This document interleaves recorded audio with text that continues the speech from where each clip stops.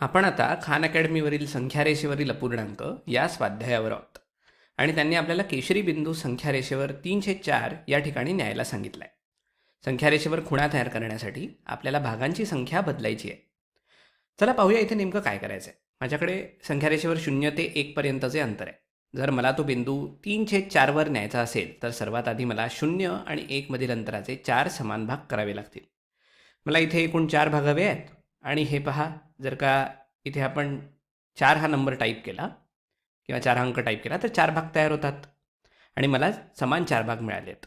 पहिला, दुसरा, तिसरा आणि चौथा.